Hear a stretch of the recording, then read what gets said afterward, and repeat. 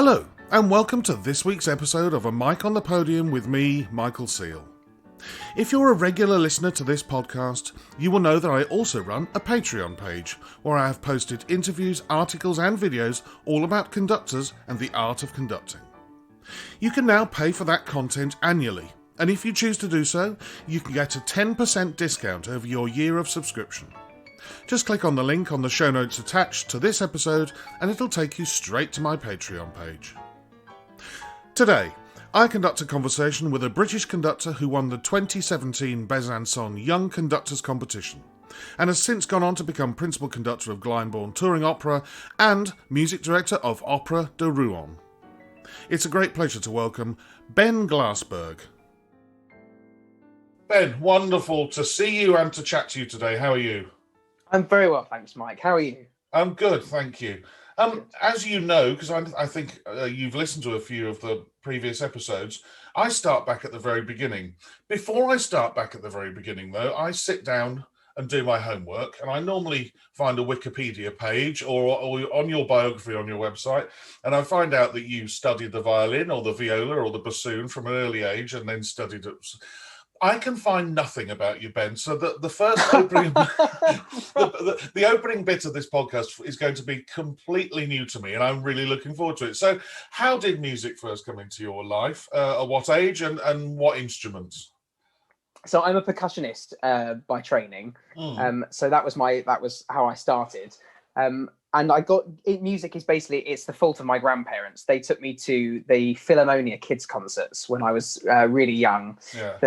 That Kevin Hathaway, the percussionist, actually, he presented them, and that was what made me want to become a percussionist. And that sort of, from there, and then through that, eventually they started taking me to the more grown-up concerts and opera and stuff. But yeah, it was basically through playing percussion and my grandparents that I found this world. Yeah. Often percussionists then drift towards a piano or something like that. Do you play the piano? Did you drift towards a piano? Yeah, I call myself a piano player rather than a pianist, because I'm definitely not, yeah. I can sit down and bash notes and play pop songs, but I definitely couldn't play a Beethoven sonata. No. But yeah, enough to get by. Yeah. And what age was this when you started? Were you quite young on percussion? I think probably about 7 or 8. Yeah. So not kind of crazy young prodigious, but young enough that, I did it for a little while. Yeah. And at any point did you get into your local, did your school have an orchestra or local youth orchestra or county youth orchestra? Yeah, so I did all of the sort of the county youth music. So I grew up, first in Essex, and then we moved to Hertfordshire. So I played in Hertfordshire Schools Orchestra and then Hertfordshire Youth Orchestra. And then I did NCO, National Children's Orchestra. Never got into NYO, which is one of my biggest bugbears to this day. But, there were plenty of other better people. But so I did loads of that. And the county youth orchestra that I played in was unbelievable. It was conducted by it still is conducted by Peter Stark, who was also ended up being my first conducting teacher. And we did stuff. We did Rite of Spring, Gura Leader, Mahler 6, all of that stuff. It was completely unbelievable, really, to play. Playing second timps in Gura Leader is one of the most amazing experiences of my life. Yeah, I can imagine. It sounds like you were lucky in the fact that, I'm a lot older than you. My formative years of youth orchestra were in Kent, and Kent had a very good youth orchestra at the time. And even back in those days, which was the mid-80s, Essex across the other side of the Thames had a very good music scene and very good county youth orchestra. And Hertfordshire, I know, has always been another place with a youth orchestra. It's a shame, isn't it, that so many other counties have chosen to either scrap it or cut back. I've been back and worked in Kent, and the money is cut back and touring has stopped completely. But yeah, would you consider yourself lucky? Because I think with the county youth orchestra scene, that will then, as you did, go on to National Children's Orchestra or National Youth Orchestra. Sorry to bring that up again for you. But yeah, do you think that was a very lucky, it's pure happenstance, isn't it? Definitely. And I think it's one of the biggest the biggest problems with sort of equality and access at the moment is that it is geographically dependent as much as anything else. Yeah. And I was incredibly lucky. And actually, so my wife grew up in Birmingham, and it was so interesting talking about her experience. The Birmingham Music Service, it was extraordinary, the provision that they had. Yeah. When, you know, so she was a percussionist and a flute player, and they had instrumental lessons for free. They had the percussion ensemble, they had BSSO, they had CBSO youth orchestra, all the acts. I mean, it's just amazing because they grew up there. They had access to that. And, you know, I was very lucky in Hertfordshire. So I think it's a real shame. And I think it's going to, unfortunately, the way it seems to be going is that more and more places are losing the funding, and therefore it will be fewer and fewer kids who have access to that sort of education. Yeah, it's death by a thousand cuts, isn't it, by a lot of these things. It sounds like your wife had the unfortunate occasions to possibly have been conducted or badgered by me at some point in her life. I'm almost certain that she was, but to be honest, as far as her experiences are concerned, it seems like she wasn't paying very much attention to the conductor for most of her youth orchestra days. But I'm almost certain that she probably was conducted by you, yes. So going on, did you go to music college or university? Did you study, i.e. therefore, if you went to music college, probably percussion, or did you go straight into conducting? What was your route into further education? So I did a bachelor's degree at Cambridge and did lots of playing then. So it was just read music, straight music, which is sort of an academic degree, which was incredibly challenging. And I had some very patient supervisors. I was sort of put in remedial harmony and remedial analysis very early on. But, you know, it got me by. And basically there was loads of opportunity there to play and conduct, which is one of the reasons I loved it. Yeah. So I did lots of timps for the chamber orchestra. And like the best concert I've ever played in my life was Beethoven Missa Solemnis with Roger Norrington conducting. Yeah. It was just completely extraordinary, really. And playing on proper classical timps, it was just... you know, a really wonderful experience. So I did that. And then afterwards, I went to the academy for 2 years and did a 2-year conducting postgrad with Sian Edwards, who was amazing. Yeah. So at what point, I interviewed somebody the other day, and depending on my episode order, which I don't really decide too far in advance, depends on whether the people will have heard this or not. He called it, he'd been warned by a teacher of his about stick poison. A friend of mine used to call it stickitis, where, you know, and all of a sudden, you know, your thoughts became more and more about conducting and about what conducting did. Can you remember, was there a moment when you took your first draft of stick poison, or did it just sort of gradually creep through you?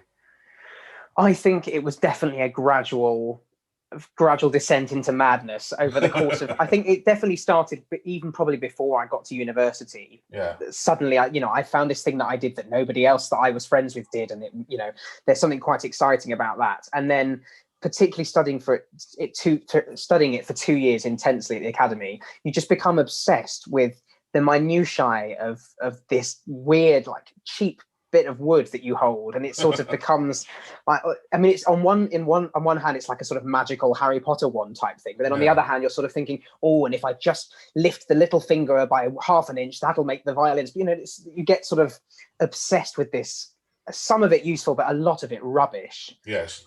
So I think it sort of gradually infected me, and then actually it took a couple of years out of college to sort of start to detoxify, for want of a better word. And it's a good word. Yeah. I mean, you mentioned that your first conducting teacher was Peter Stark. I think his name's appeared on the podcast before, but not for very long. I mean, as it happens, he conducted my county youth orchestra when I was in it in the mid-'80s. So he's been around a while. Sorry, Peter, if you're listening. I'm not. There's no slur on your age. Well, it shows how successful you've been. What was Peter's teaching style like? His teaching was really, I think, psychological is the main word I'd use to describe it. So we spent more time talking than we actually did conducting.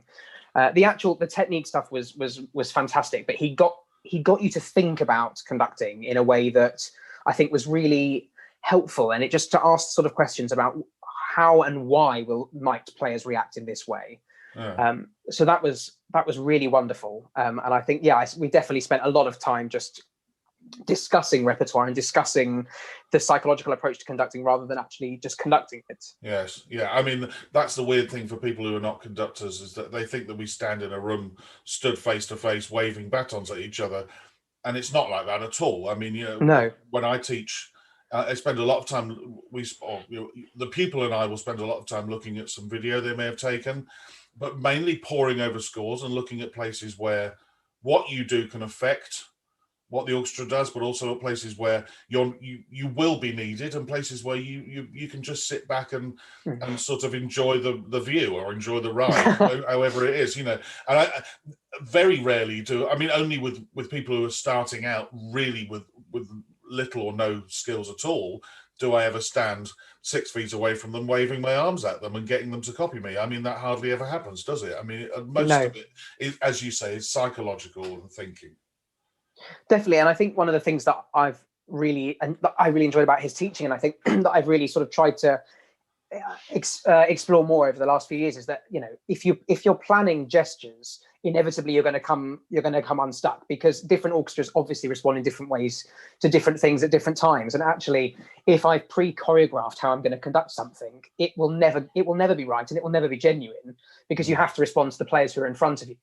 So I find that I spend so much time studying the score and actually not really, unless it's something, crazy thing like Rite of Spring, okay, it's probably worth practicing those beat patterns. Yes. But generally, I think it's just nice to allow the gesture to come from your study, but also in response to what you're receiving from the players.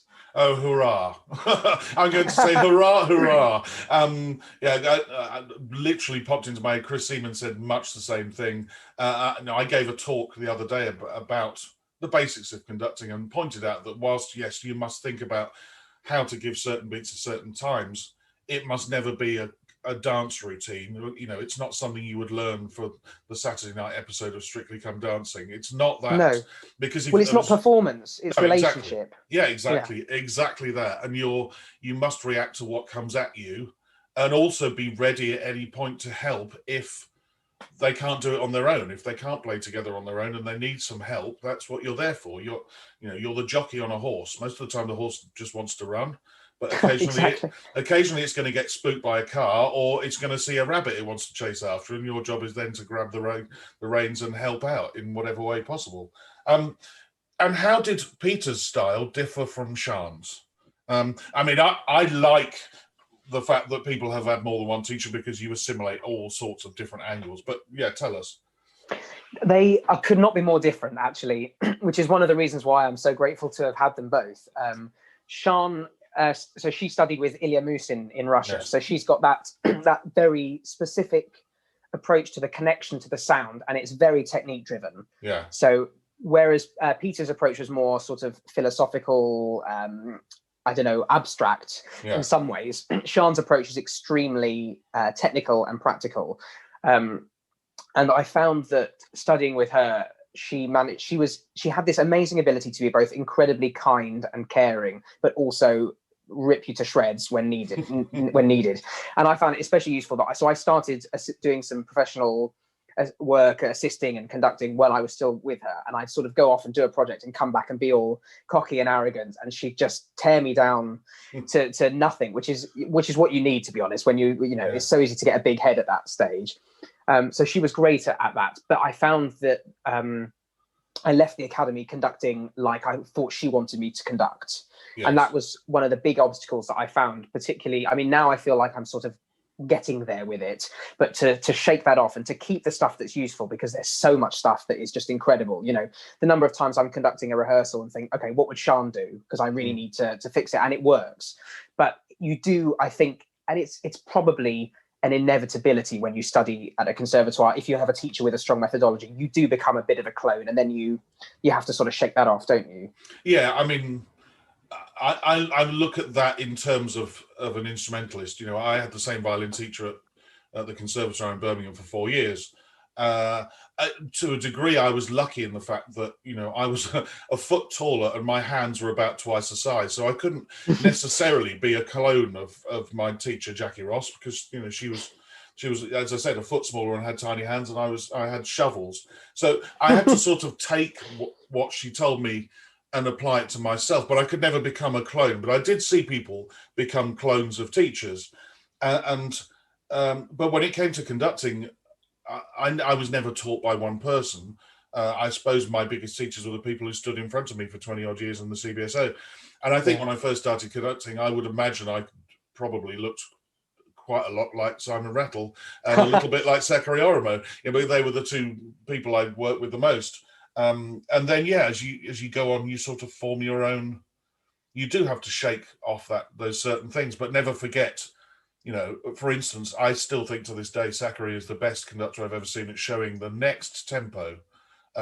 If it's a sudden gear change over a bar line, not an accelerando or not a row, but if the suddenly changes tempo, he was the best at that I ever saw or ever played for.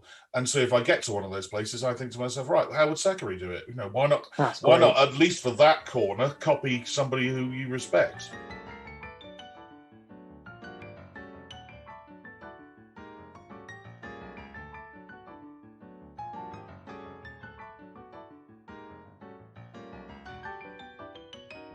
At what stage of your career did you enter the Besançon Conductors competition? Were you still studying at the Academy with Sean, or had you left? Did you do a Jonathan Hayward who entered it and won it in between the 2 years that he was at the Academy? So John and I were at the Academy at the same time. He was a year above me. Yeah. So I entered it the summer after I finished there. So and similarly to, I remember it was so funny. I remember when he went off to do it. Yeah. And having and sort of following his journey through it, and then feeling exactly the same, sort of going into it with absolutely zero expectations. So for me, it was the first competition that I'd entered, and I just wanted to all I wanted was to stand in front of a professional orchestra and see what it was like. Yes. Because I'd done it a couple of times, but not very much.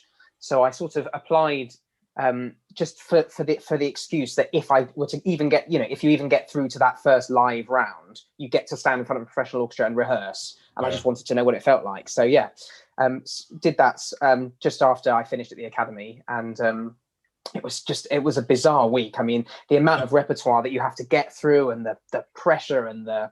Can you remember what you had to conduct that week? Yes, it's imprinted indelibly in my mind. Tell us, because I find this fascinating that you have to go through this in a week to 10 days in these competitions. So it was, of course, Appalachian Spring for the first round, right? Conducting 101, which was so we had to rehearse that. It was not a performance; just they wanted to see how we rehearsed it. Then, if you got through that stage, the second day was opera. So it was extracts from Carmen, which was great because opera's my first love, I suppose. So that I was thinking, if I can get through to day 2, I think I can get through to day 3. That's all because this is the one round where I think I should be all right. Yes. So that was lovely. Then thankfully got through that one. And then in the semi-final, they just went mental with it and made us do Chopin's Second Piano Concerto with no rehearsal. Oh. And it's so hard. All of those catching the top of the runs and the bottom of the runs and getting the orchestra to come and get that flexibility was so difficult. And then the same day, extracts from Bach B minor Mass, which was totally different, having to sort of get the symphony orchestra to play stylistically in a way that you liked personally, but then also get the chorus to sound how you wanted. And then the final was more interesting in the sense that we had actual rehearsal time and then a concert. Yeah. So it was Debussy Nocturne, which was a wonderful piece, Fledermaus Overture, Strauss, and a world premiere by Philippe Hersant, which was amazing. Actually, the world premiere was such a great piece of music. Loads of sort of interesting colours to find, and it was quite it felt dramatic as well. It felt like there was lots to sort of get your teeth stuck into.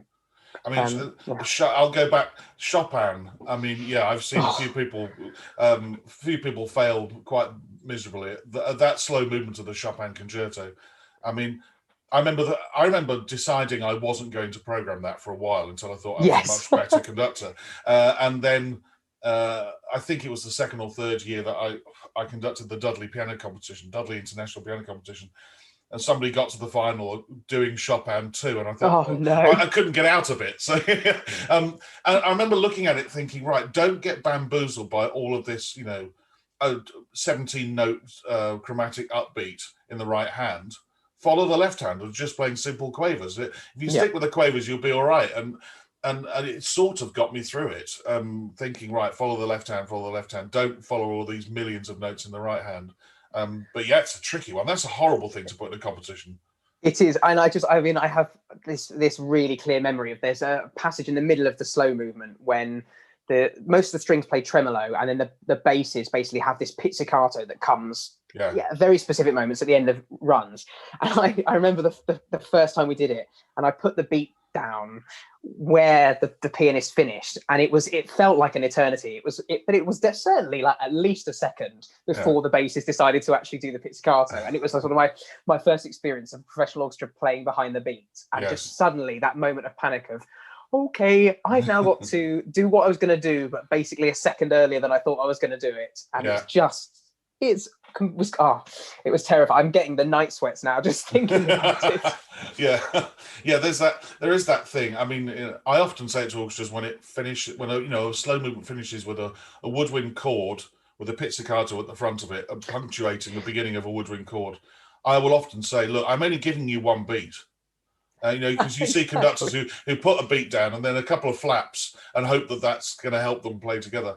I will say, I'll give you one very clear beat. Where you choose to play it and how you choose to do it together is up to you. But I'm not giving you any more than one. One should be enough. But that's all we get paid for. Yeah, well, that's true.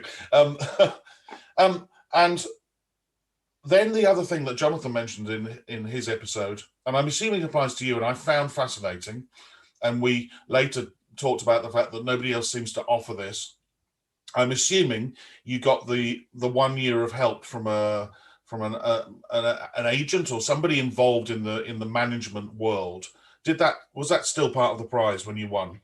It was. So I was actually quite lucky because I had representation before the competition started. Right. So my manager, it's two people, Libby Abrahams and Alan Coates, and they basically came to see me at the academy, and off of the back of some work, and basically I'd started assisting at Glyndebourne, and I'd had a jump in there already, and off the back of that they took me on.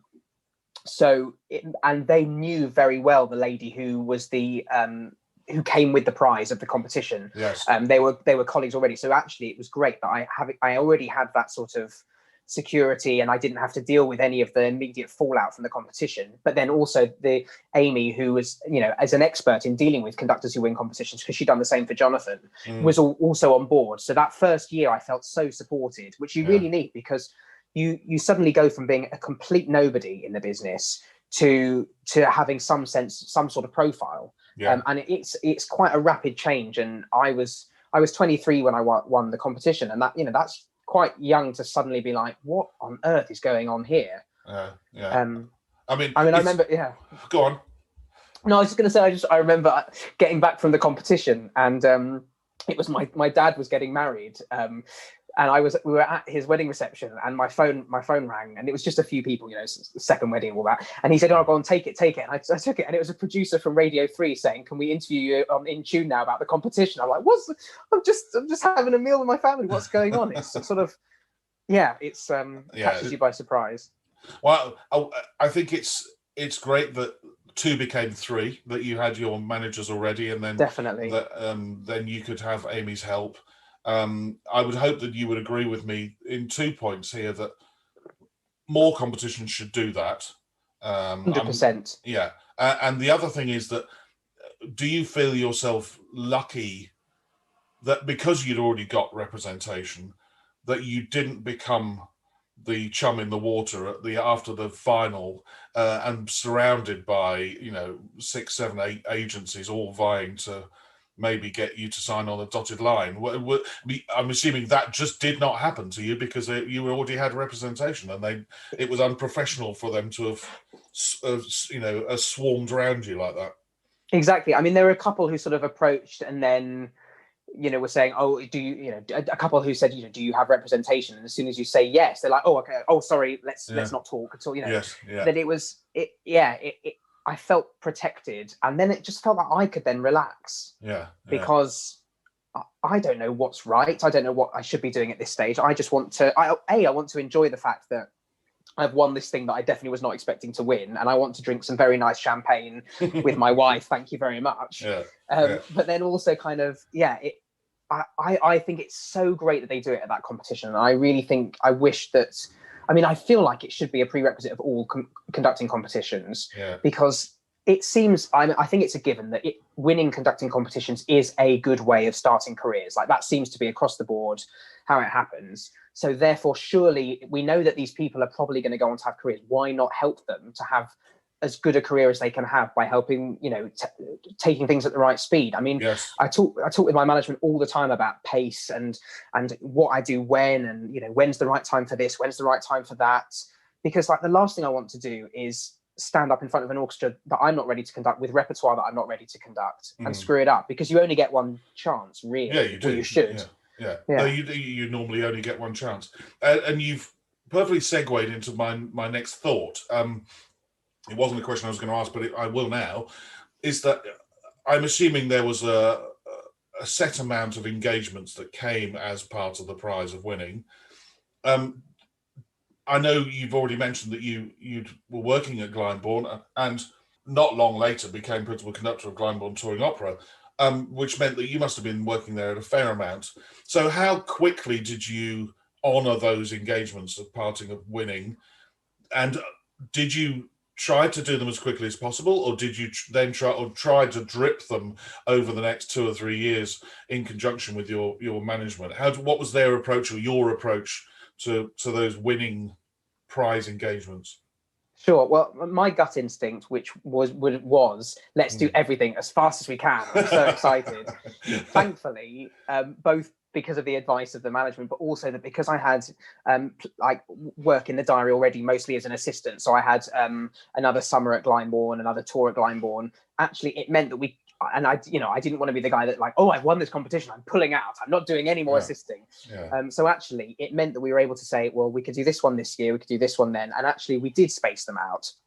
So I feel like it was good, and some of them I only ended up doing 2 years later, and that was great because I'd had two years more experience, and then I think I got more out of the project, and I think the orchestra probably got more out of the project. So spacing it out was great. And ultimately, not all of the engagements ended up working out because we just couldn't find dates that worked, and that's also okay. From what you've just said, you said that you carried on assisting, and I think that was a brilliant choice, because that's such an important way of learning the craft and learning how, especially in opera, how things are put together, and by assisting another conductor. And seeing how they work, you get another angle on how it's done, different from your teachers, different from other people you've assisted. You'll pick up a ready phrase here or a phrase there. You think, well, actually, maybe I won't use that phrase. That's not a very good, that's not a nice way absolutely. And so I think assisting, honouring the assisting was one of the best choices you could have made. I'm really pleased I did it, and I found that I was lucky to work with some really great people, and really they were all very different. So I felt like so I assisted Jurowski for a bit with the LPO on some symphonic stuff, and it was like the Ballet Russe, so Stravinsky, really his rep, and it was just amazing to learn from him. And then I assisted Oma Mehr-Welber on Butterfly at Glyndebourne, and that was just amazing, because that Puccini, that sort of repertoire is so hard, it's so specific what you need to do, and just sort of he was amazing that he really took the time to sort of invest in me and talk, help me learn, and has subsequently helped me find opportunities and stuff as well, which is another good thing about assisting. Is it on a mercenary level, it does help you build contacts, of course, which is part of what the job is about. But honestly, I'm so pleased I did it, because you pick stuff up by osmosis when you're sitting in that room watching the interaction of singers, orchestra, even things like, for example, watching opera rehearsals. What does a conductor and a stage manager, what's that relationship like? Which you never know unless you're sitting in the back of the room observing. I think it's so important. There's that moment, isn't there, in any opera production where the rehearsals at the beginning are very much the not the brainchild, but they're very much in the care of the director and the stage manager. Absolutely. And then there comes a certain point when it's passed over to becoming the conductor's rehearsals in conjunction with the director. And if you didn't know that from the start, you'd be wondering, well, why is he sitting there not saying anything? Because he knows the relationship, and he knows that now is not the time. That it's not signed off. Nobody sends a letter saying, right, from here on in, this is they're now your rehearsals. But you know what I mean. That to see how that dynamic works at that stage is invaluable. Definitely. And I mean, even like on the rehearsal call sheet, that the director's initials will always be first until the first sitz probe, and then the conductor's initials are first. Yeah. And that sort of small thing that you just wouldn't know unless you'd been in the room and you'd sort of seen how the dynamics work. Yeah.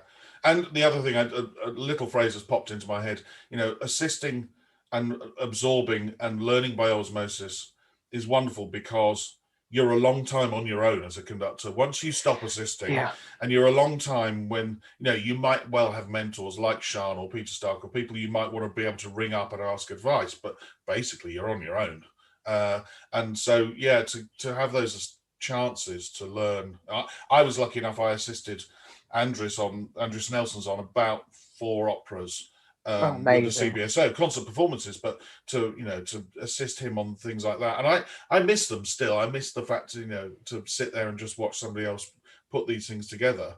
But I'm out there on my own, and I can do it myself. But you know what I mean, that to have that chance for a couple of years, fill the sponge up with wisdom and knowledge and experience. Definitely. I think one of the things that I found really interesting about this lockdown period is it's caused, because conductors, we don't really interact with each other very much normally. And I feel like, I mean, I don't know about you, but I suppose you have, because you started this podcast, but I've ended up becoming fairly close with a number of conductor colleagues in a way that we're now sort of open enough to be able to chat to each other about stuff. So, for example, like Ryan Bancroft, who you've had on here, I think, principal conductor of BBC Now, he lives around the corner from me. So we've been for coffee a few times. So we had a Zoom chat about Wesendonck-Lieder the other day, just because we're both doing it, and it's just like, why not? And I think that feels like quite a new thing, because it is such a lonely profession, and we don't, it's been really lovely, getting to know people like him and Alpesh and stuff like that, because we're all in the same boat at the same sort of time. It's why not pool ideas and resources and sort of build a community. Even on places like Twitter and Facebook, you'll see conductors liking each other's posts or tweets or whatever else, but that's about it until now. And as you say, with the podcast, I've now interviewed 60 or 61 conductors, and I'm sure if I emailed, I know which ones I would email for certain things, and just said, would you give me a piece of advice on this or that repertoire? I think they probably would, and vice versa. If somebody emailed me and said, any chance you could give me advice on conducting this, that, or the other, I'd happily have a chat about it. And I think before COVID, those chances were very, very rare. Mainly, as you said, because you knew John Hayward from studying with him, you might be able to reach out to him. But other people who knows? Would that have ever happened? I don't know. No, I'm not sure it would have done. No, I think you're right. If you are a young conductor, a conductor just starting out, or you're studying conducting, you may want to know that I have a whole set of podcast interviews that you may find very interesting. This new series includes interviews with the chief executive of a major British orchestra, the chief executive of a major agency, the leader of a major UK orchestra, plus other orchestral musicians, including my fascinating interview with Fergus McWilliam, French horn player with the Berlin Philharmonic, which is available now. If you want to hear their views on what it takes to become a great conductor, as well as gaining access to all manner of conducting-based articles, chats and material, you can when you subscribe for just £5 a month over at patreon.com/a mic on the podium. For this small amount each month, you get these interviews plus so much more. Details are in the show notes below. Now, back to my chat with Ben Glassberg. So back to Glyndebourne, and in particular opera. So you become principal conductor Glyndebourne Touring in 2019, and from 2021, basically season 20/21 onwards, music director of Opera de Rouen in Normandy. How much time in a year currently, I mean, obviously not currently because of COVID, but Yeah. how much time would you think you intend to spend doing opera productions? Because obviously your time commitment to an opera production and then to a run of performances is far greater than it is doing symphonic work. Absolutely. Are you looking at a percentage, or are you just going to roll with it and see what happens? So the general rule that we're aiming for is about 3 productions a year. Yeah.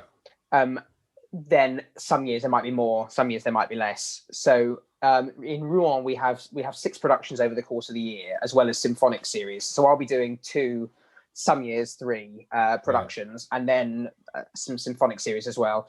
And then the next, just finished this year, and then next year is my last year with Glyndebourne tour. So that'll be 1 production, and then the rest of the year is mostly symphonic stuff. Yeah. So for me, I mean, the balance is key. I find if I'm ever doing productions back to back, it gets to the end of the last one and I am desperate to just do some symphonic stuff. But then similarly, early part of 2019, I just did 6 months of concerts, and by the end of it I was just craving getting back in the rehearsal room and working with singers again, and doing some stage stuff. Because that as we discussed previously on the podcast, that level of learning with an opera, it's slower but almost more intense because of the slowness of that. You can literally go over a sort of 36 bar period of music over and over and over again for an hour with singers, or in a stage rehearsal where the director is talking about specifically difficult moves, or the chorus have got to do this or that, the other.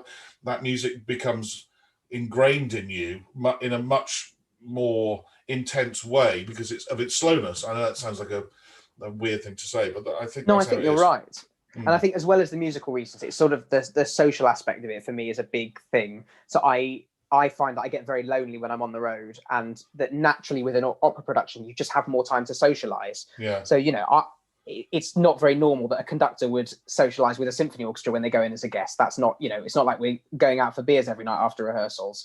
Whereas in an opera production, you get to know the team, the stage management, the directors, the lighting designers, whatever, the singers, and there's more, you get to build slightly deeper friendships because there's more time, and quite often you're all stuck in a city where you don't live most of the time. So that aspect of it really appeals to me as well. So particularly when I get to go back to places like in Glyndebourne and Rouen, it feels like sort of family. And that, so like I've just finished a run at Glyndebourne. We managed to do a production somehow, a sort of COVID safe reduced production. And I just moved down there with my wife and son for the month, and we just sort of hung out, and it was just almost like normal. It was lovely. I can think of worse places in the world to hang out. Glyndebourne and Rouen. Definitely. I mean, you seem to have nailed it there. Rouen a lovely city. Yeah, it's a beautiful city, and they're both so close to the coast. It's absolutely ideal. Yeah. And I mean, so Rouen is a wonderful city, and I love my colleagues there and all of that. But to be honest, the food is just extraordinary, and that's going to be a big factor. I mean, some of the seafood and the cheese that I can have over there. But you don't have to pay ridiculous prices. It's just because it's right by the sea, and the French know how to do food, so it's great. I'm going to take you out of your comfort zone now and make you not leave, but I'm going to make you come away from Glyndebourne and Rouen and talk about guesting in symphonic work, because you've conducted all around the globe, it seems. As you've said, the time that it takes with an opera run, you form social relationships very quickly, but also you're judged, I would imagine, over a much longer period by the singers, by the repetiteurs, then by the orchestra, because there's more orchestra rehearsals. If you're working with an opera company for the first time, it takes a longer time period for them to judge you. Whereas we all know that when you walk into a symphony orchestra on a Monday morning and conduct them for the very first time, there are people in that room who are going to judge you not only within 5 minutes, some of them within 5 bars. How is that for you? Does that ever weigh on your mind? Do you think about that? Does that impact on the choices of repertoire that you might suggest to an orchestra when you go there for the first time? Or even the repertoire that you've chosen, which piece you would start with on that Monday morning? How does that affect that? Definitely. I mean, all of these things are playing on your mind. Yeah. One thing I would say is that I've been surprised by how nice orchestras have been. Yes. So I think that gone are the days, perhaps, or at least in the limited experience of the orchestras that I've worked with, gone are the days where they want to not like you, if that makes sense. Yeah, I know. I very much feel like there is always there is always that trial period, and certainly, I mean, some orchestras, particularly in the UK, that I've got in front of for the first time, the first hour feels like you are in the firing line. I mean, really terrifying. But once that's happened, it feels like we can just get on with it and do the job. Yeah. And I think, provided you can't take things personally, because people are going to respond to you however they respond to you. You can't control that. Fundamentally, you're there to do a job. We should be nice. We should be collegiate. Yes. I think there's never an excuse to be a tyrant anymore. That's just not acceptable. So it's not like we're just there to do a job, and if they don't like us, that's it. That's not what I'm saying. But as in, you can't let it be about you. But absolutely, that those decisions will definitely come into it. So I will never do a new piece for the first time with a big debut. Definitely not. So, for example, I had Tokyo Symphony Orchestra last year was my sort of biggest work in Asia by a long way, and I went in with Tchaik 5, which I've done loads of times. I know it. I feel like I can say something with it, and it was great. It was a really lovely experience, and I started rehearsals with that piece because I knew it, and it's a symphony, and it's nice that you can give them a big play. I always like to give the orchestra, at least a whole movement to play in the first rehearsal, just so we can sort of get to feel each other. Yeah, absolutely. I think so. Rather than I think that's a very wise way of doing things. I mean, I remember as a player that some people would groan if a new conductor would come in and say, "Well, let's just play through the first movement." Whereas I used to prefer that because, as you said, you get to know how they conduct, see their face, their musical ideas, rather than somebody who would come in and start at the beginning and then stop after the fourth bar and start rehearsing you. You think, hang on a minute, I've only just played the first 4 bars. Why are you rehearsing me? Almost felt like they were rehearsing to a script, which again is wrong. Going back to dance moves and rehearsing to a script is equally wrong. No, I think what you do is very wise, and I think most conductors do that. And when you're young, hopefully, either you'd already had those ideas yourself, or your managers have said to you, go with something it makes total sense. It does, and it means that when you build a relationship with an orchestra, you can then start to take more risks. So like the orchestra in Lyon, for example, who were in the final of the Besançon competition, I'm associate guest there, so I'm there three or four projects a year. And now that I've got to know the orchestra and they're watching me develop and learn, I can take more risks and I can do big stuff with them that I might not take to the first time I step in front of the LPO, for example. Having a relationship with an orchestra is great. I wanted to just go back on something you said earlier on about orchestras these days not wanting to fight you from minute one. Yes. And I think part of that is there was a sort of school of leading by leaders who basically would come in on a Monday morning ready for a fight. And now I think a lot of those people have sort of retired, or that is not the way that it works. I mean, I can think of 2 situations personally where not so long ago, actually, it wasn't the leader, but it was a string principal who just seemed to want to fight from within 10 minutes in a rehearsal. And because it had never happened to me before at all, and at that point I was approaching 750 professional concerts, it came as quite a shock. And frankly, I didn't really know how to handle it for a little while because it came as such a shock. The other one that I do remember vividly was going and conducting in Buenos Aires for the first time. And I was met by the chief executive, who's now become a firm friend. And I've been back to Buenos Aires many, many, many times and love conducting there. But he sat me down over coffee before the first rehearsal and said to me, "Look, you're conducting in South America now." And I said, yeah. He said, no, I don't think you're understanding me. You're conducting in Buenos Aires now. I said, yeah, I understand. He said, well, things here are a little different. if they don't like you, there might be a riot within the first 30 minutes. When you stand in front of an orchestra for the first time, and my Spanish was about 0.5% Right. fluent. I could do numbers and letters, hello, goodbye, play faster, play slower, don't rush. That was it. And when you're stood there thinking, oh God, I've got about 30 minutes. Well, I just did exactly what you just said. I got the biggest piece, the piece I knew the best, and I just conducted it. I looked down at my watch and I was 45 minutes into the rehearsal and there was stony silence. And I thought, okay, I'm done all right then. It's You're fine. right. Yeah, but it was nice to have been warned. But isn't it lovely to know that by and large, those sort of scenarios don't happen anymore. You have to be incredibly rude or incredibly stupid to upset an orchestra to that point these days. They'll give you a chance.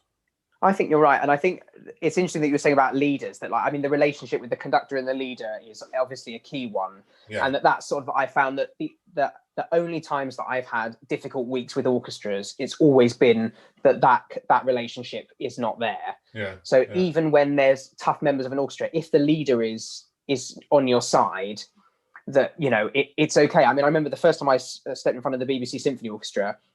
I've now worked with a couple of times. I love them. I was absolutely terrified because it's a BBC orchestra, and they have a reputation for they do a lot of work in very short space of time. They're tough, but actually Steve Bryant, the leader, was just so lovely and open that I just sort of felt, you know what? Okay, we're on the same page here. We're on the same team. We're fighting the same battle, rather than against each other. And it just made it so much easier.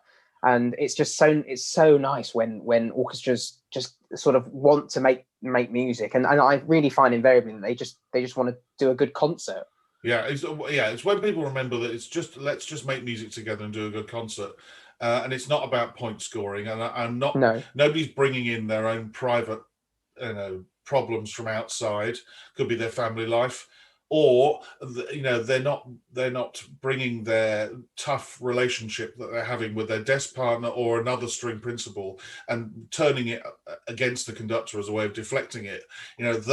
Those are the sort of things that just doesn't need to happen. As you said, we're all in it. We're all making music together.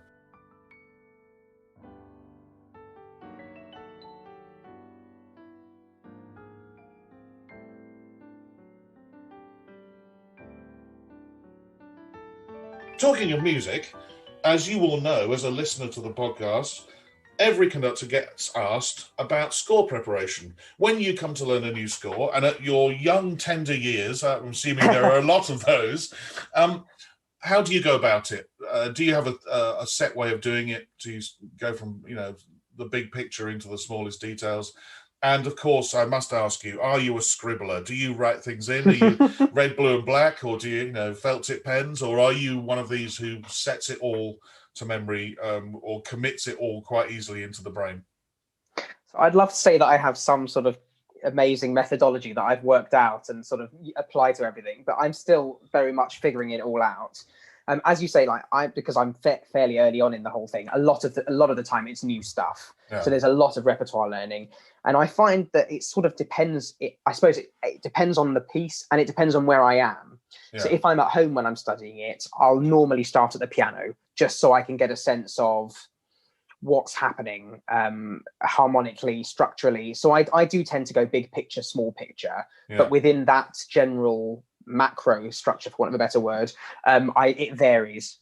Some pieces I scribble loads, and some pieces I hardly write anything, and it just sort of I try and remember stuff. I heard a great story once that someone told me about Andrew Davis, that someone went up, a member of the orchestra went up to him to ask him a question, and they looked down at the score and they said, "Oh, Sir Andrew, there's nothing written here." And he said, "Well, I can bloody well read music, can't I?" I just sort of think, oh, there's something to be said for that as well. Yes. You don't necessarily need to scribble, but then sometimes I feel that I do. I mean, for example, if I'm doing a CD recording, I'll definitely scribble loads because you need to have everything, all the detail there. So yeah, but yeah, sometimes piano. If I'm in a hotel room studying for the next week, there's no piano, so it's all sitting at your desk in your head stuff. Occasionally I'll listen to recordings. I like to listen to a few different ones. particularly if it's a new style of repertoire. Like, for example, the first time I did a bel canto opera, it's useful to hear what people do, because there are traditions that it's useful to know about, and you can read up on it. And I think sometimes we feel a bit shamed into not listening to recordings, and I think that there are some great recordings, and it's good to, if you listen analytically, there's nothing wrong with that.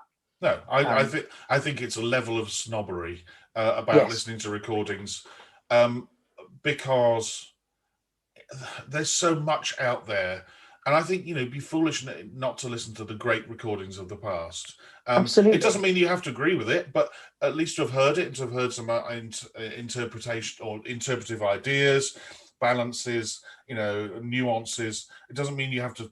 All you mustn't do is copy one of them. No, exactly. It's to form, to help you form your relationship with the music and find your way, but to find out how other people do it and how other people have done it. I mean, I think, to be honest, I think snobbery is absolutely right what you say. I also think part of it is an arrogant thing, that this idea that we're going to be able to say something original about a piece that people have been conducting for hundreds of years. And I think to try and be original is the wrong aim. To try and be authentic, to try and be yourself, and is absolutely right. Yes. But if I'm going to conduct La Traviata and there's a Carlos Kleiber recording of La Traviata, I'm going to listen to the Carlos Kleiber recording of Traviata. He's the greatest conductor of all time. So therefore I want to know what he says about it. Ben, a specific question for you. I don't know whether you're the youngest. I've spoken to quite a lot of young conductors, but you're joining a profession that's obviously been going now well over 100 years, and seems to be at a point of change, and I mean for a good in a good way.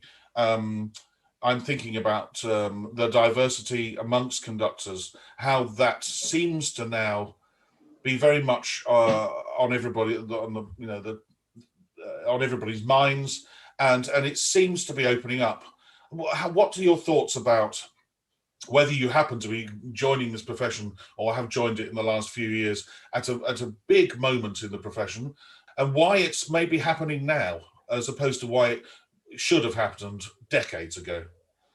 Yeah, I mean, I think it's a great time to be joining it. And it's also, for me, it's a great time to be the music director of an opera company, because I'm in a position where I actually can choose who we get to come in, and we can make decisions that we think reflect the society more widely, rather than just having the usual old sort of middle-aged white men that may have been coming for years. I think it's bizarre that it's taken us this long for the issue to come to the fore in the way it has. I mean, we're so behind so many other professions. It's kind of amazing. I mean, even within classical music, I think conducting is significantly behind composing in terms of gender, certainly, but probably also racial diversity. So I'm really pleased that things are moving in the right direction. And I think there's so much that needs to be done still. In the sense that we still, I mean, I know from talking to you with other guests you've had, like, the fact that the term female conductor still exists is kind of ridiculous. And I was thinking, I've got my son is only 7 months old, and I just sort of was reflecting on this recently. Like, I'd love for him to grow up, and when he is sort of conscious of what I do for a living, that phrase doesn't exist anymore. Yes. That, like, for him, it will be perfectly normal to see a woman doing daddy's job, and that she wouldn't be called a female conductor. Or, for example, that seeing a black conductor on a program wouldn't be an anomaly, that it would be just part of the sort of the way things are. Yes. And I think it's amazing that organizations like the BBC are sort of making statements by having, Marin Alsop, Dalia Stastevska conduct last night at the Proms, things like that. But there's obviously like a major access issue, and that is so much lower down that is the problem. That I think I wrote an article recently about this for a charity called Spaces, which is about social inclusion. And the number of my friends, female colleagues and friends, who wrote to me afterwards saying, here's my experience. One of them, for example, who works in the business, said when she was 15, she said to her music teacher, I'd quite like to try conducting. And he said, oh, why would you bother doing that? You're a woman. Yeah. And it's sort of, she's my age, she's mid-20s. This isn't a long time ago. It wasn't a long time ago. No, that was probably, in the 2000s that she was in the 2000s possibly at the time. And it's kind of, it's eye-opening for me that it feels like we are making strides, but we still have a long way to go. And I'm grateful that I'm in a position, for example, in Rouen, the Opera House, one of the first conversations we had when I started as music director there was, we need to seriously look at the diversity of the people that we have as conductors here and the repertoire we're playing. Yeah. And expecting them to be resistant to it. And no, of course not. They said, absolutely, what can we do? Let's do it. So we are doing it. It's sort of, I feel like in some ways, it's not rocket science, because there's really great people out there who are from all sorts of different backgrounds and do this job really, really well. And often that I get my bee in a bonnet about this, and I get really angry. And people will say things like, well, we think we should just take people who are good regardless. And I'm like, yeah, that's fine. If all of the white men that I've seen conducting were good, in a number of places where they've said, oh, we can't just be diverse for the sake of it, we need to have good people, they've had rubbish people. So I think it's I absolutely agree that quality is really important, but the quality is out there, and we need to prioritize it, to be honest. I think it's very interesting, especially that you talk about the grassroots. If we're going to use sporting terms here, the sort of grassroots levels, at the entry level for conductors or singers in particular, but this is a podcast about conducting, so I'll stick to conductors. That, as you say, I think that's where a lot of the focus needs to be. 100%. Because at the moment, obviously, everybody is talking about, and it's been, for a few years now on various loud and shouty blogs you may be able to read on the internet about why is there not 50% of the competitors are female in a competition. Well, maybe the numbers of people who applied weren't 50%, but you know what I mean. The point is that this has now been out in the open, and rightly so, and been rightly discussed at the very top level now for quite a few years. I'm interested very much in seeing who's starting at the beginning, and when they say I want to be a conductor, that they're not put in shackles, and they're not told by their music teacher, oh, don't be so stupid, or other ridiculous career advice. I mean, in the last 5 or so years I've been working at the Royal Birmingham Conservatoire, suddenly seen a lot more female students and a lot more conducting students, and a lot more conducting students from all around the world of all different racial backgrounds as well. And I think that's been great, that now that grassroots level, if I can call it the conservatoire, that people are coming in, and so that as they more and more come up through that system, more and more will enter the profession, and there'll be more and more people for everybody to choose from, of whatever. That's what I'm very interested in that. I completely agree. Yeah, I think it is. It's all about access. And I think, I look at myself, and I am a straight, white, middle-class male. I am a prime candidate to be a conductor, in the sense that, when I was a music student, I was encouraged to go into it. It was a sort of a natural progression. Oh, and I'm a percussionist. So was Robin Ticciati, Simon Rattle, Christopher Seaman. It's sort of that unholy trinity or whatever. That it was a natural thing for me to be given those opportunities in a way that I think if I were from a different background, it wouldn't. And I think it's race, it's gender, it's also social class, for want of a better word. I think it's, I was very lucky that I grew up, as we were talking earlier, actually, about like the county. Hertfordshire is a fairly wealthy county, had a great music service, so I was encouraged to go into conducting courses there. But I'm not certain that certain county councils will have the money and the funding to do that. And I think, I'm really encouraged by what you're saying about Birmingham. That's fabulous to hear. And I think also that's partly because of people like Alpesh, who are really great role models. And I think people need to see, which is part of the reason why, as well as the grassroots stuff, we need these sort of people to be role models, is that people need to see people like themselves and think, oh, I could do that.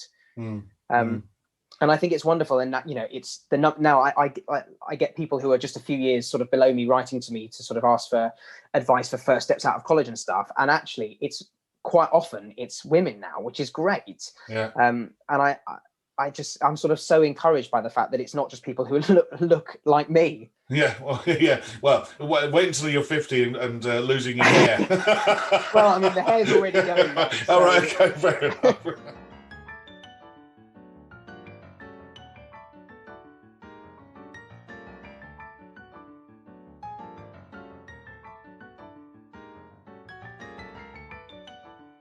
Ben, as you know, as a listener to the podcast, it's now the moment of truth. It's the 10 questions.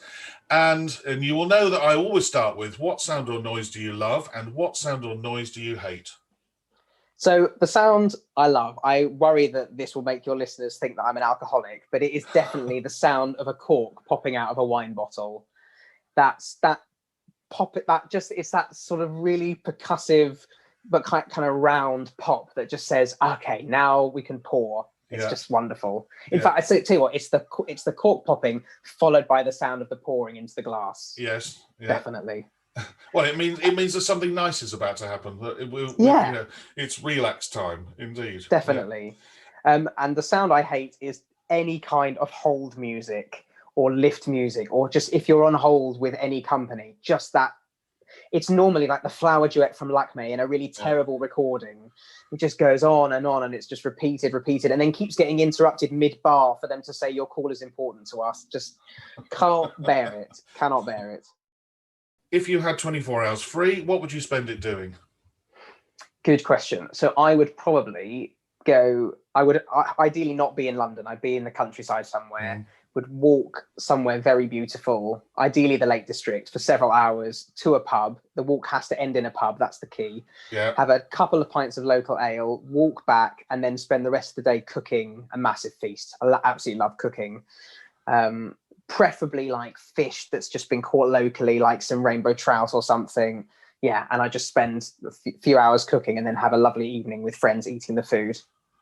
Well, I have to say that the plot is, or the case against your alcoholism is growing. That's alcohol in answers 1 and 2 so far. Oh dear. Well, hopefully that's the lot. Oh, actually, I'm sure there'll be more I think up. question 10 will have some alcohol in it as well. Maybe one of the others as well. We'll see. Next, who would be a favourite conductor of yesteryear? So I'll be really boring and start with the obvious, which is Carlos Kleiber. You did say it earlier on, the best conductor. Yeah. I just find his approach to each different repertoire that he conducts just extraordinary. He manages to sound totally fresh, but also, when you look at the score, when you're listening to it, it's just completely what the composer's written. There's something so authentic about it. Yeah. And then for specific repertoire, so Mozart and Janacek are two of my favorite composers. So Charles Mackerras definitely is a huge hero for that. I mean, he basically, it's his fault that we get so much Janacek these days. He really sort of reintroduced it. So he was a wonderful, wonderful opera conductor. I mean, and symphonic, but his opera stuff was just beautiful. His understanding of text was really amazing. Yeah, brilliant choice. Not had Charles Mackerras before. And somebody I did actually meet, play for, and talk with. In particular, I took an arrangement of some Janacek piano music to him that I'd arranged for a small wind group to go with the Dvorak Wind Serenade. And he took the time to look at my score, listen to a recording that we'd made of it in a concert, and then give me some wonderful advice about. He said, "Well, of course, Janacek would never have used these instruments." And I said, "Well, yes, but the reason why I chose those instruments as a companion piece for the Dvorak Serenade." And he said, "Well, if that's the case, it's brilliant." And I was like, "Oh, you must suggest it to a publishing house," which that was years ago. I've done nothing about. But yeah, he was a lovely, lovely person to talk to and chat with, and very open and very nice. So, oh, wonderful! That's good to hear. And who would be a favourite current conductor? Several, I would say. So Mark Wigglesworth is my number one hero at the moment. Again, opera. I really think he's one of the best opera conductors in the world. He's amazing. He's also an incredibly good man, and I've been fortunate enough to sort of get to meet him several times and become friendly with him, and he's always great at giving advice, but also is so humble that I've done Clemente di Tito a few times. He's doing it for the first time, and he said, you'll have to talk to me about it, as if like, what could I possibly tell you? You're my hero. It's like David Beckham asking you how to do a left-handed free kick, left-footed even. So he's one of them. I love Karina Kanellakis, who you've had on the podcast. She's amazing. I saw her BBC Symphony Orchestra debut and was just fixated. I thought it was just so interesting. I love what she does. And I think Yannick Nézet-Séguin, the music director of the Met as well, is just phenomenal. Wonderful conductor. What is the hardest work you've ever conducted? It's a difficult question because I mean everything's hard, I suppose, for different reasons. But Yeah, I'd probably say Madame Butterfly, Puccini, for a couple of reasons. I mean, number one, physically, it's a big. I mean, it's not that it's the longest opera ever written, but it's a lot of conducting, yeah. a lot of negotiation required, Mm. and it's sort of getting that flexibility of accompanying the singers in music that has a huge amount of rubato, but also needing to give it real structure. That is really hard, and also just emotionally the story is heartbreaking. It's Yeah, yeah, awful, yeah. and it is genuinely it really, like, when I've only done a few shows of it, but it really takes it out of you. Getting to the end, I mean, I I find, like, the more I do it, the more I listen to it, the more emotional I get earlier on. So now all she has to do is walk in the first act and I'm already, oh God, you're gonna die, so sad. Yeah. So that piece for me, I love it, absolutely love it, but it really takes it out of me. I do need to have a very stiff drink at the end of that one. Yeah. It's funny, I've only conducted one piece of Puccini that's like that. I did Il Trittico, all three of Il Tritticos. Amazing. Not everybody does all three, but I think you have to do all three to a degree, because the saddest moment of all, of course, is in the middle of Suor Angelica, or towards the end of Suor Angelica. And you could quite easily lose it. But then you know that coming round the corner is one of the funniest operas ever written, Jenny Skiki, and it's going to lift you up out of wherever Senza Mama, that aria, has taken you to. Definitely. So I was quite thankful for the fact that we were doing all three, and I actually think that it makes Jenny Skiki even better, having gone through the low dark points of Suor Angelica. I don't know why people cut it out. I really don't. No, I completely agree with you. Yeah, and three operas I'd love to do again. I really would. When travelling abroad to conduct, what item could you not leave home without? So this was going to make me sound really precious, but I would say it's my travel fan, which is basically like a little portable, like, spinny fan thing. I get very hot at night, and I also can't sleep when it's completely silent. So I have to take my travel fan with me in order to get a good night's sleep. My friends at university used to take the mick. They called it my air poshifier. But it literally, honestly, can't sleep without it. I get really hot and restless. So there we go. Well, if that makes you precious, I'm in the precious club as well, because I have one in my carry-on luggage for planes. I prefer the old planes where there's a directional nozzle of air that you can point at your face, rather than the modern ones. And if it's a modern one and it's not cool enough for me, I will get my little travel fan out, and I don't care what anybody thinks of me. So there, we can be precious together. Oh, I'm so pleased. No, honestly, it's also the first thing I do when I sit down on a plane. I plug myself in and I immediately switch the nozzle on directly into my face on full blast. Yeah, exactly the same. What is the one thing you would change about being a conductor? I would get rid of the word maestro, definitely. Hurrah! Which I think I know you'll agree with. Yeah. Yeah. I would get rid of it because I think, well, there's two reasons. The sort of main sort of serious reason is that I think it's become embroiled in a sort of power scandal over a series of decades, where the maestro has all this power, and the abuses that we hear about now, sexually and otherwise, are sort of bound up in that name. The other reason is that I feel really uncomfortable being called maestro, because if you get called maestro in the UK, it's because the orchestra hate you and they're taking the piss. Absolutely and true. If you get called it, it's true. Yeah. And if you get called it abroad, it's this out of this sort of weird deference that makes me feel very uncomfortable, particularly as a young person. So I would get rid of maestro because it's just really annoying, and I don't like it. Well, you know that I feel exactly the same. I agree with you completely about the UK. If somebody calls you maestro, they really are having a dig at you or taking the piss out of you. I hated it when one particular presenter in Birmingham for some family concerts decided to call me Mike-stro. It was just the worst of all things. So I know, and I hated the word anyway, but then to have my name sort of intertwined into it, I just wanted to crawl under the podium. Nightmare. Yeah. So if you're listening out there, stop calling us maestro, please. Number 9. What profession other than your own would you like to attempt? I would definitely love to be a chef if I wasn't a conductor. I absolutely love cooking. It's the one thing that keeps me sane, and particularly through lockdown, and as I've not been able to work the last few months, just cooking every day. Yeah, and I love cooking, and I love other people eating my food and watching their face when they eat it. When it's good, when it's bad, I don't want them to have it, and I get very stressed. But I would, I'd love to be a chef. And I'd have, a vegetarian restaurant. Does fish as well, a pescatarian restaurant. That would be my thing. Anyway. And the similarities between head chef and conductor, you can see those, I'm sure. Definitely power controlled nut jobs, going a bit crazy, drink too much. Yeah, absolutely. No, but definitely. I mean, there is that being ultimately responsible for a creative goal, but needing to delegate and have other people, empowered to do their best job. There's a lot of similarities. And similarly, if I wasn't either of those, I'd probably want to be a vicar. And there's also lots of similarities between vicars and conductors in the sort of style of leadership. So there's something about this way of life that I think appeals to me that I would probably want to do if I wasn't a conductor. Going back to chefing a minute, do you think if you were to run a kitchen, you would run it like Ben Glassberg, the conductor? Or do you think you might turn into a sort of Gordon Ramsay type person in your kitchen? I think, sadly, you can't run a kitchen like Ben Glassberg, the conductor. I think you have to be a bit more direct, and I think I would probably end up veering more towards that style. But then, actually, like my favorite sort of famous chef is Angela Hartnett. She's amazing, she's apparently actually a very nice person, as well as being, she's direct, but she's not sort of rude. Yeah.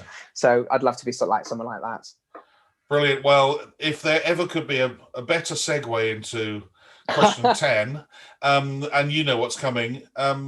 If the world were to end tonight, what would be your choice of final meal and drink?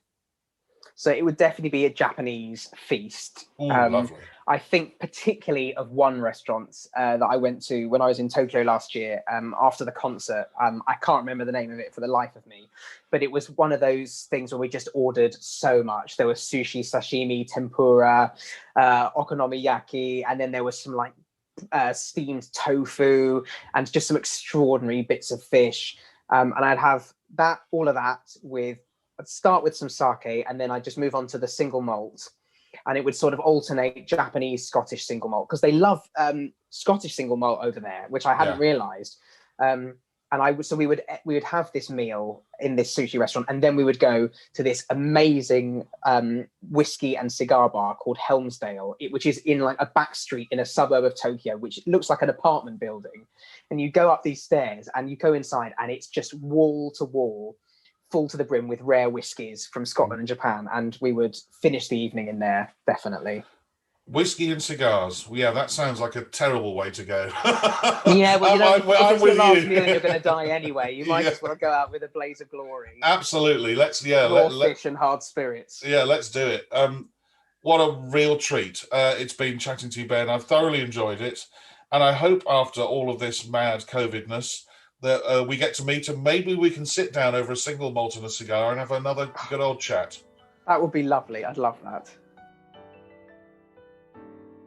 A Mic on the Podium was devised and produced by Michael Seal, with music by Ben Dawson. Next time, I chat with an Italian conductor who I first saw conduct when she appeared in a set of masterclasses with Daniele Gatti and the Concertmaster Orchestra.